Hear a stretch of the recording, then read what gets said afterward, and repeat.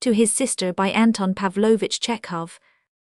Venice, March 25, 1891. Bewitching blue-eyed Venice sends her greetings to all of you, O signori. And signorine, what an exquisite town this Venice is. Imagine a town consisting of houses and churches, such as you have never seen, an intoxicating architecture, everything as graceful and light as the bird-like gondola.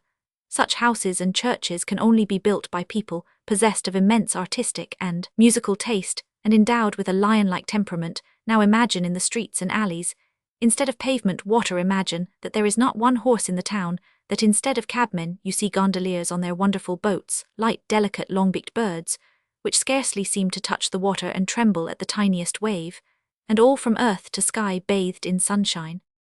There are streets as broad as the Nevsky, and others in which you can bar the way by stretching out your arms. The centre of the town is St. Mark's Square, with the celebrated cathedral of the same name.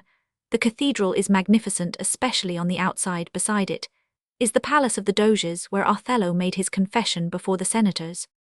In short, there is not a spot that does not call up memories and touch the heart. For instance, the little house where Desdemona lived makes an impression that is difficult to shake off. The very best time in Venice is the evening. First, the stars; secondly, the long canals, in which the lights and stars are reflected; thirdly, gondolas when it is dark they seem to be alive; fourthly, one wants to cry, because on all sides one hears music and superb singing. A gondola glides up hung with many-coloured lanterns.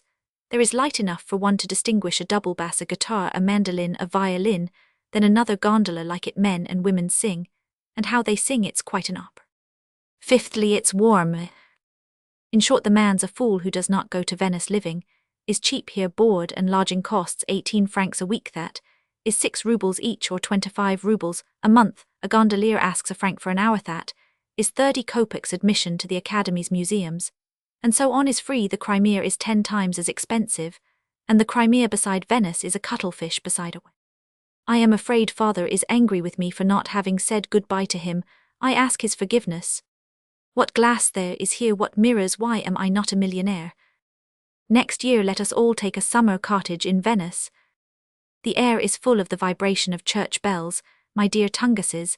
Let us all embrace Catholicism. If only you knew how lovely the organs are in the churches, what sculptures there are here, what Italian women on their knees with prayer books.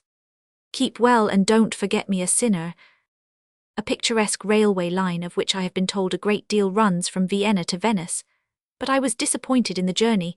The mountains, the precipices, and the snowy crests I have seen in the Caucasus and Ceylon are far more impressive than here. Addio.